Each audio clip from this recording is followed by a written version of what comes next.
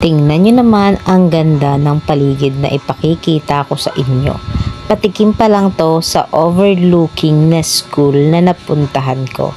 Tara, samahan nyo ko at ngayon ang ating gagawin ay maggala sa school ng Busdak, Patnanungan, Quezon. Pumunta nga ako sa elementary at high school. Bakit? Dahil ayan, kung nakikita nyo, hibas. Nahibasan kami kaya hindi kami makatawid dun sa katakian. Kasama ko si Pastora / Kagawad ng Barangay Busdak.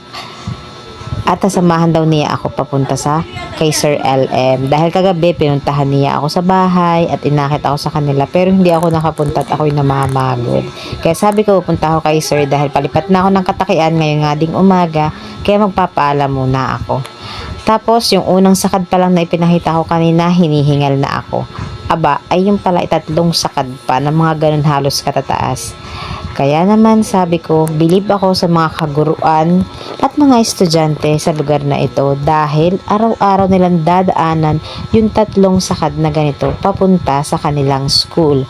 O diba paniguradong kaya naman pala ang mga teacher dito ay mga sexy ay ito ang dahilan. Kailangan ko siguro mapa-assign sa school na ito para naman makawan pag-asang pumayat-payat ako. At ito kasama nga si Pastora, pasok na kami sa school ng Busdak. Naririnig ko lang ito una noon sa kay Ate Maymay. Anak siya ni Inay Ming ang nanay-nanaya namin sa Miswa Infanta Quezon. Dahil dito matagal siyang nagturo. Kaya ngayon, ating gagalugarin at first time ko rin dito makakapunta sa kanilang school. Ang una kong napansin pagpunta pa lang dito, malinis at maganda. Yes po, makikita mo puro kulay green. Tapos na-amaze ako dun sa office ni Sir LM. Tingnan nyo naman kalinis, di ba? Girl na girl. Tapos hinanap namin si Sir dahil wala siya.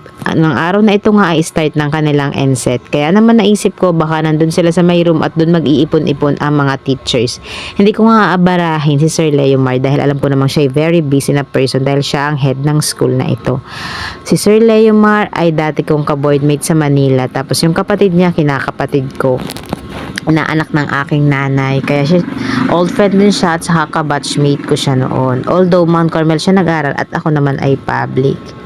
Ayan si Sir LM at ako nga ay nagbeso, di ba bigatin. Sana all talaga ay head na ng isang school. Samantalang ako, heto ang inyong lingkod, pauli-uli lang at hindi man lang napapain. Yung isa naming kasama sa video ni Sir LM ay si Ronaldin. Siya ay batchmate ko noong BS at English pa lang ako sa NQCI. Tapos ayan si Pastora, panay ang turo dahil siya ang kasama ko sa pagtutur nga. Siya ang naging tourist guide ko. Tapos iyan yung mga teachers na hawak ni Sir LM. Magkasama na niya ng elementary at high school para sa kanilang inset. Sana all, di ba? Tapos ito, namimili na si Pastora ng pangregalo daw sa apo niya. Ito'y paninda ni Sir Kaiser. Nakasabay namin nung bumiyay pumunta dito sa Busdak. O di ba kumikitang kabuhayan. Tapos sabi ni Pastora sa kabila na lang daw kami dadaan dahil ipapakita niya rin sa akin ang school ng elementary.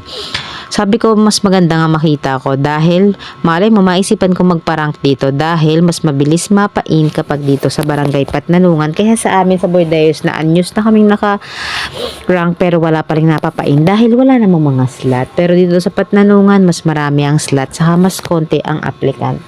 Kaya naisip ko kapag sinipag ako dito na siguro ako magpaparank. Tapos ayan, nakita ko, sabi ko, ang sarap tumambay sa tambayan na ayan. Tapos merong mga garden na ginagawa pa lang. Yung building na yan daw ang senior high. Kaso ayan, nakalock yung gate dun sa papunta sa elementary. Parang gate lang ang pagitan niya sa public. Pero sabi ni Pastora, ituturo niya daw kung saan kami dadaan. At ayan nga, at naglalakad na kami dito sa Kalaanan. Sabi ko yung mag-ingat at baka pati kayo matrespassing at kami by day. Ay bahala itong si Pastora at siya na may kagawad ay alam naman niya. Siguro na may kami hindi mapapagalitan. Kami na may titingin lamang at hindi naman kayo mangingialam ng kung ano paman. Kaya naman, ayan, excited ako makita kung ano ang itsura ng elementary dahil malay mo nga, dito pala ako nakatadhanang mapain. Char. Tapos nagustuhan ko dito yung colorful na kanilang mga paint. Tamang-tama kapag elementary dahil maganda siya sa paningin ng mga bata, di ba kapag colorful. Tapos talagang siya ay malamig pati yung tingnan. Napansin ko na madami pala dito din ng mga room, no? Dahil dito daw pumapasok din yung ibang bata na mga taga sila. Pero ang sila ay CICQ ng Barangay Kilugan na napuntahan ko noon. Pero dahil mas malapit sa kanila, dito rin daw nagsisipasok.